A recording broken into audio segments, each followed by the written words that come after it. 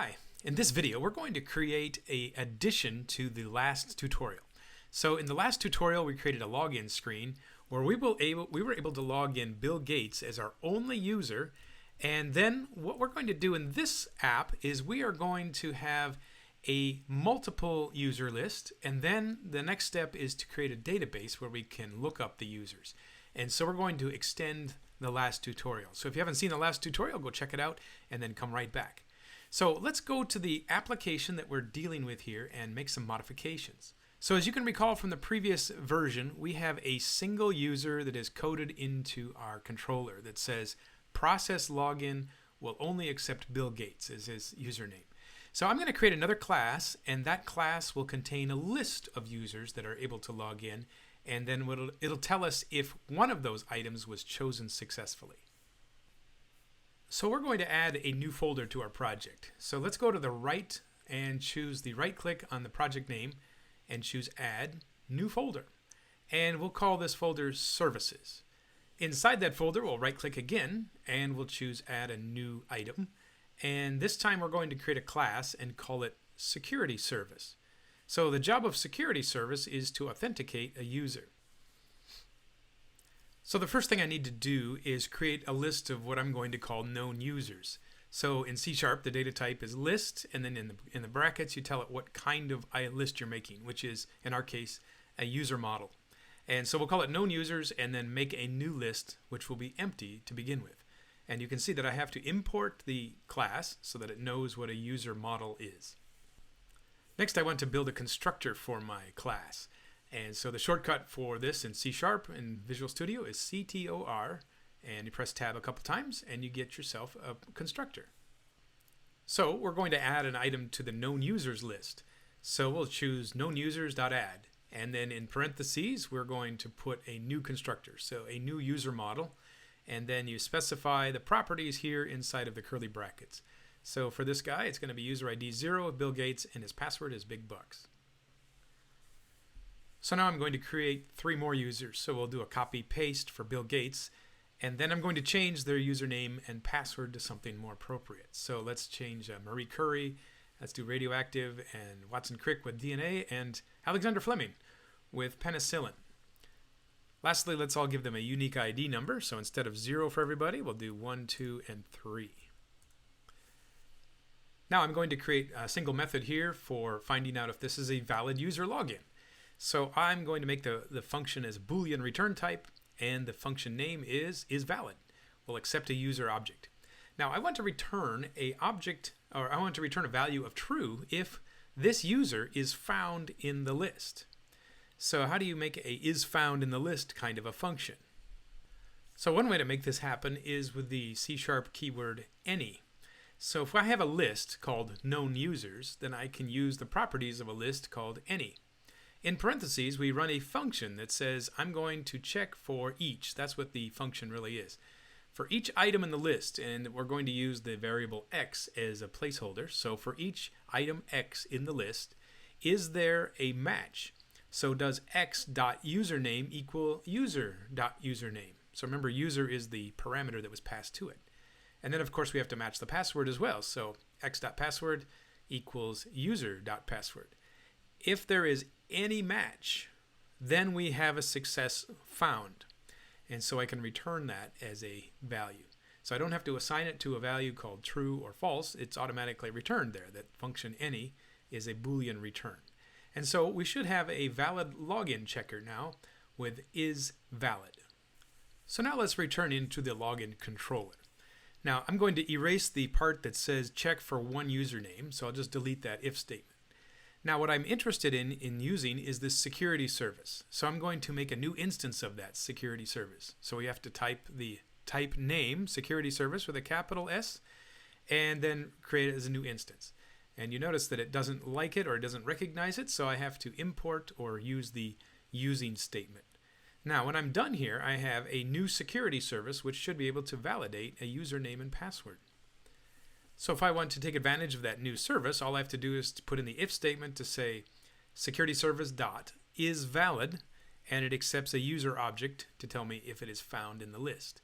So right now we have a list of, is it 5 different users or 4? where we can check to see if any one of those is a valid user. And the next step after this, we are going to create a connection to a database, which would be obviously the preferred method. But right now, let's test this out and see if any one of those 4 values work. So I'm going to bring up the security service so I can see these names, run the application, and then try a few of them to see if they actually work. So I got the application launched. Let's get to the login screen. So type in login in the URL. So I'm going to try Bill Gates and use big bucks, and it says I have a success. So let's go back to the list. Let's try another one.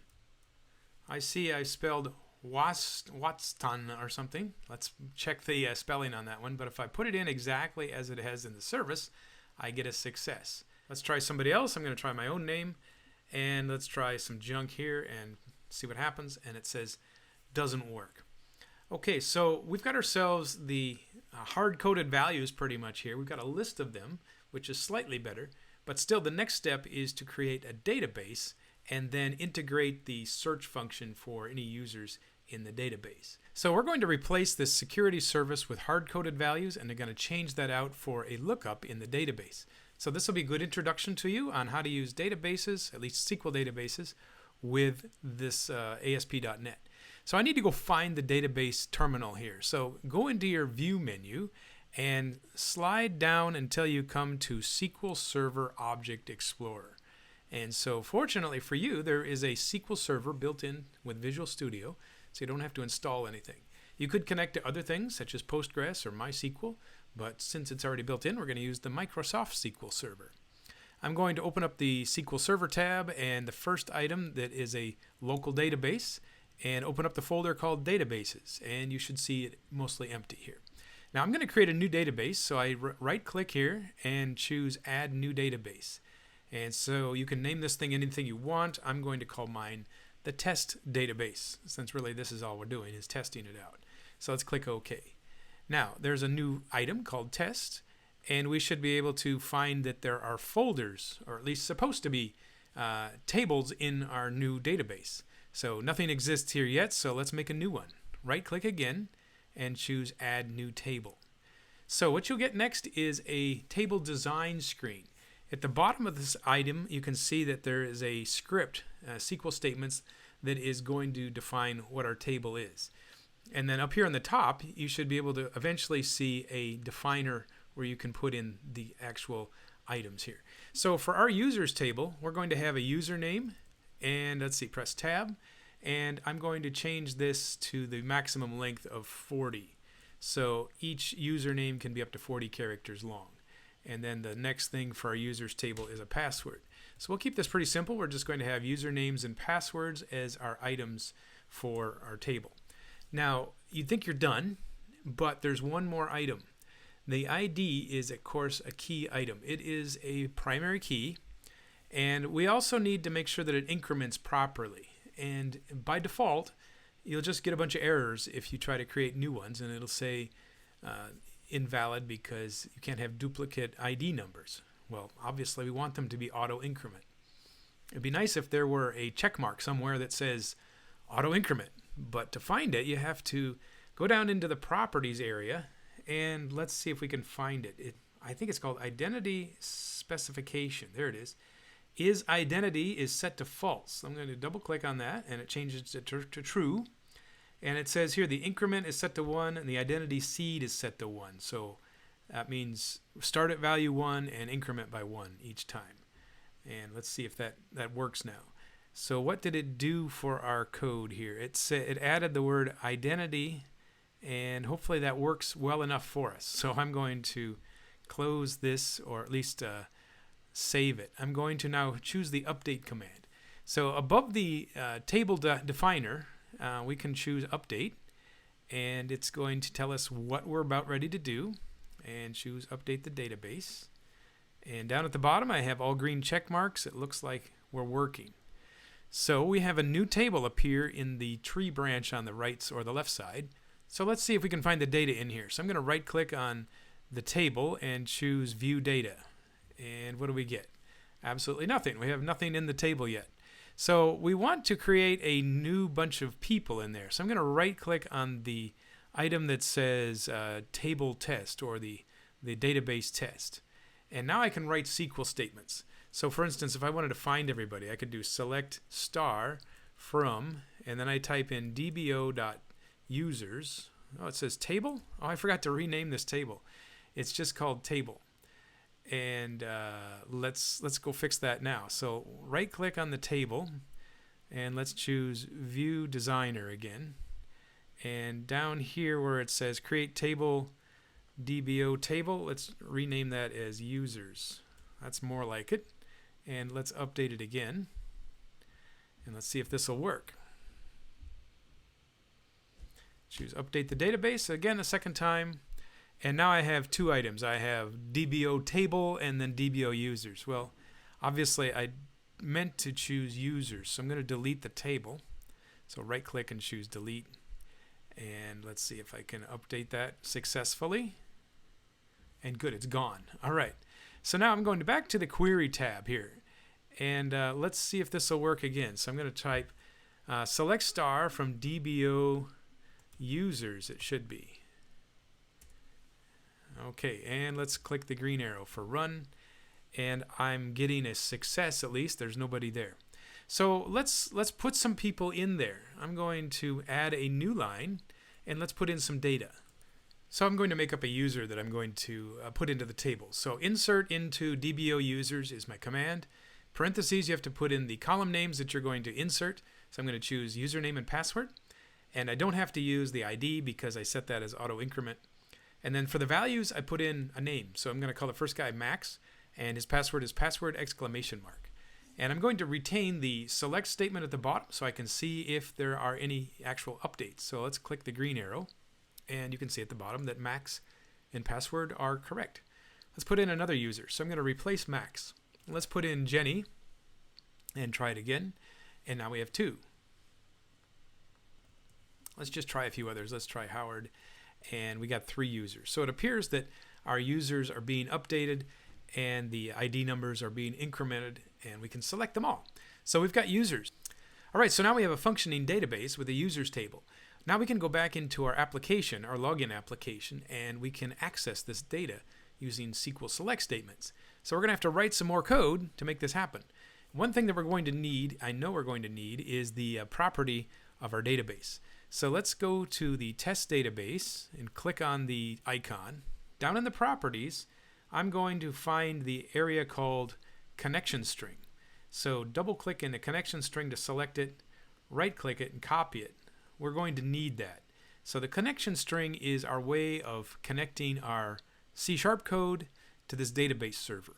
Even though they're both appearing in the same window, the database server and the Visual Studio application are completely separate. These could be on different computers even.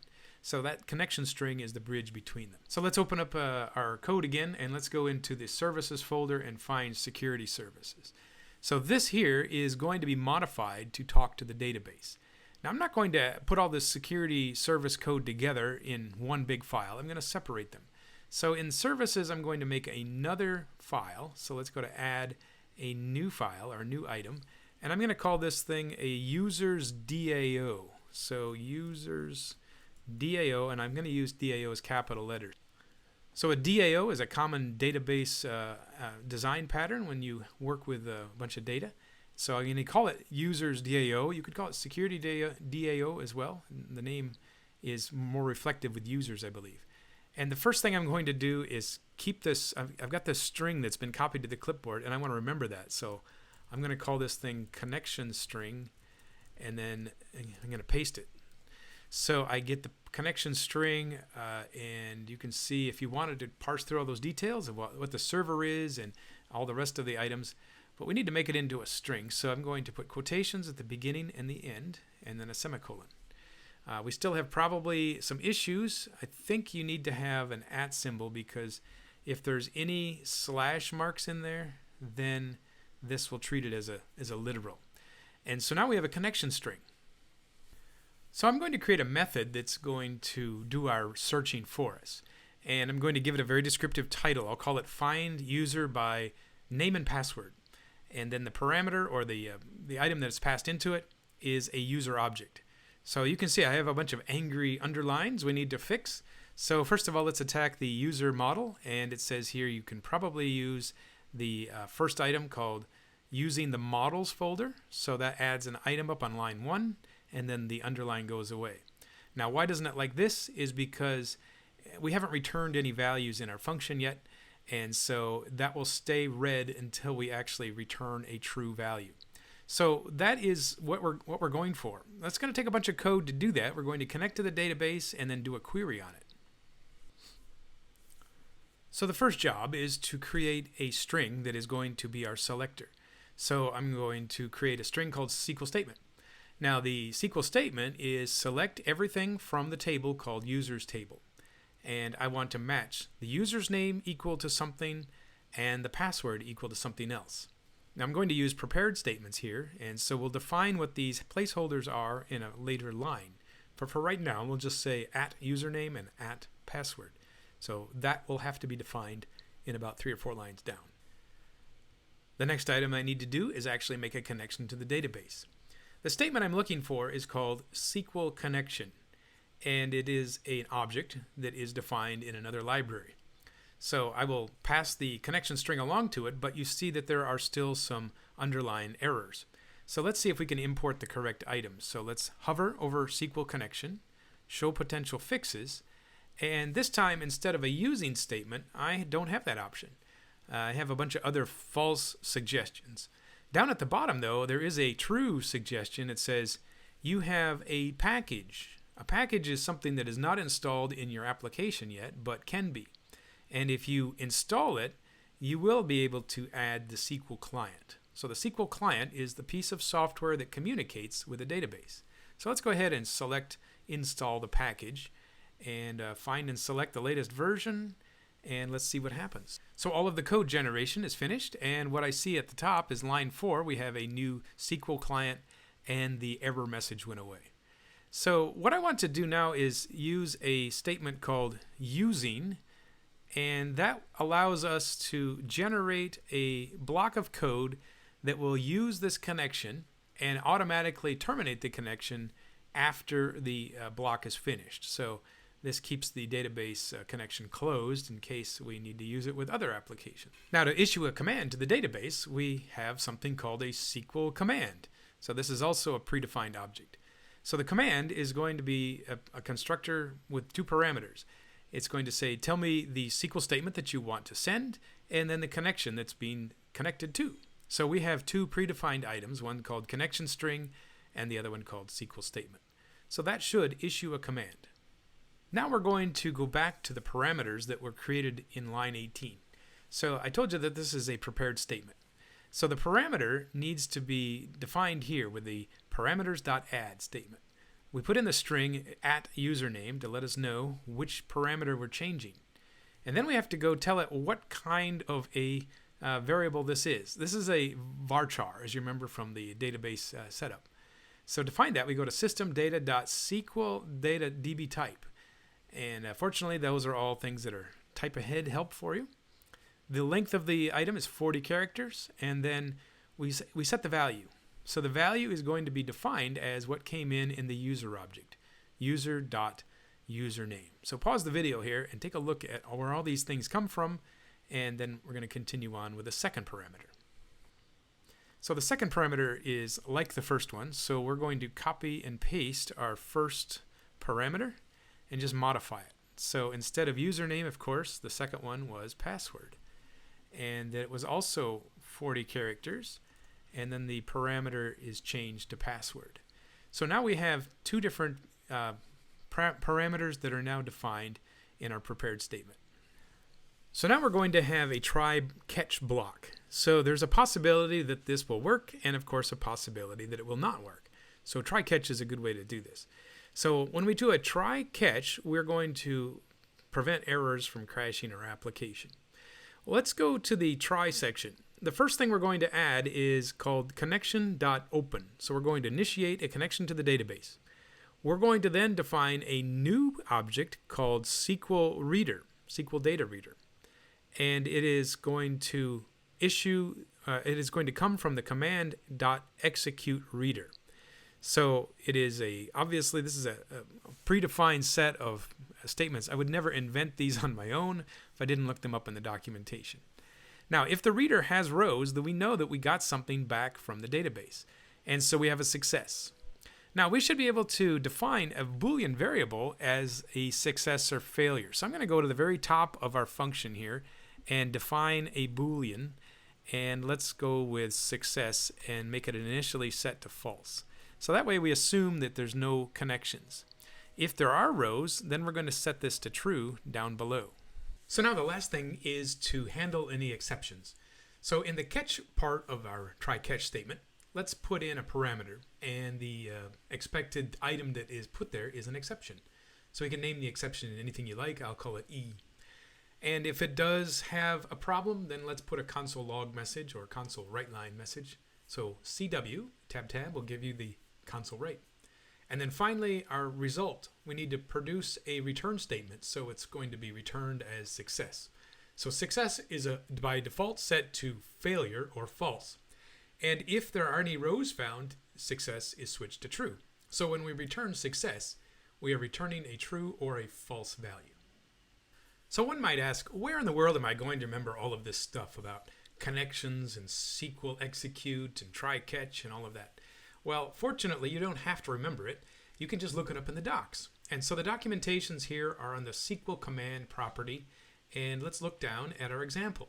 So you should see something that looks an awful lot like what I just typed here.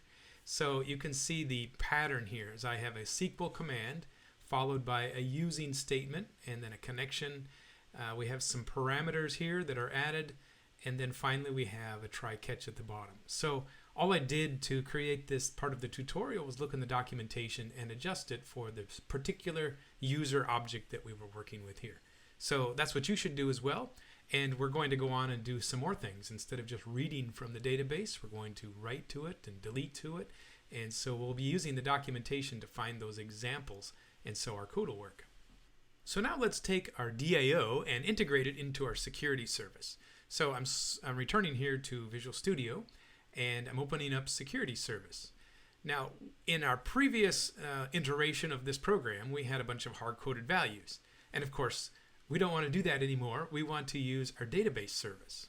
So I'm going to just knock out all of those items there and use a new security service. So to make this happen, we're going to define a user DAO object. And so we'll just initiate a new one. And then for the constructor, of course, we don't need any of those hard-coded data. And then finally, in the isValid section, we're going to delete the current process and replace it with finding a user in the database. So to find that, I can just say users DAO dot, and I created this method called find by name and password. And so we're going to pass in the user object. So you can see it's just a lookup to see if there is an item in the database. Just occurs to me now that the known users is now obsolete, so line 12 can also go away. So this is much simpler. We don't need the constructor. We really don't need much of anything. We're just turning around, literally handing the user object to another class. So now let's test this out. So first of all, I'm going to go back to my SQL query to double check on who my people are. So I have Max, Jenny, and Howard, and they all have password exclamation mark. So one of those will work. Let's try Max. All right, so let's go and try the login screen here. So I'm going to use the first item here called Max, and password is, I believe, with an exclamation mark after it. So let's check that out here. Password is good, and we choose login. Now, hopefully I get a login. So I didn't get a login. It says you have failed me, and the information is incorrect. So what went wrong here? So something is in my output down here. It says there is an exception thrown. So I wonder what exception was thrown. I was expecting to see a message being printed, and it didn't. So what we're going to do is demonstrate a little bit about why you would use a debugger. So somewhere in this code here, I think in my user DAO, it didn't work. So I'm going to park a stopping point here, a breakpoint, and then I'm going to run the code again. And let's check to see where the exception occurs and why it didn't work. So your program may have worked just fine, but I'm going to show you how you would trace down a problem if you actually did make a problem. So let's see. I'm going to type in Max and his password again. And when I check the login button, you will see that the execution of the program will stop. So let's see here. Login. Come on, let's go. And there we go. So let's trace through what's going on here. So if I look through each of these variables, I'm going to see that they either are null or they are assigned something. So right now the connection is set to null, as you can see, because the execution is about ready to go on this row. So I'm going to skip over here and then go back to see if there was something here. So connection has a whole bunch of data in it. Now I might not understand what all that data is, but at least I know that connection has been assigned, so I assume that it worked. Let's jump to the next one. So now we have a new command, and you can see command is also set to null. If I switch to skip over it and go back, now command has a new command in it. So the command can now receive parameters, so let's skip over those. And I can see the yellow line tells me that I'm still working. And now I come down to we're about ready to try the connection open. And that seems to work. The next one says execute. So the reader doesn't have any data in it yet, but it will in one more click. So I click there. And instead of getting data back, I jump down to the catch statement. So this line here where it says execute reader failed. And it jumped out of the try and went into the catch region. One more click and I'll find out why. So now if I hover over E, exception, we should be able to find out what it was. So let's see here. Open up E, exception. And let's see if there's anything of sense that may give us a hint of what we did wrong. So it says here on line message, must declare the scalar variable at password. So it doesn't see that this line up here where it says password equals password didn't work. It says you never told me what that was. Well, I certainly did tell you. I told you on line 30 that this password is going to be equal to user password. Except if you look here, I didn't tell you the correct password. So a simple missing letter S here. Make it a double S for password and things should work better now. So let's stop the program and continue or restart it. And let's see, I'm going to take out this this breakpoint and let's see if it works better. All right, so we're back and I'm going to type in login and let's see if we get anything better this time. So let's go to Max and password. So when I log in this time, I get login successful. So that shows you the pattern here of using a database to look up users. And also you got some bonus features to find out how to trace down an error. Now in the rare case that you make a mistake, you'll probably need to use the debugger as well. So we've got ourselves a login successful with database. Now we've gone from hard-coded values to a lookup of several in a list, and then finally we're here in a database.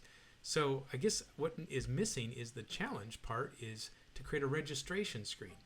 So we have a database of users. How do you get a entry form to put data into the database? So stick around for some more tutorials on ASP.NET, and we're going to continue on your journey of becoming a full-stack web developer in C#.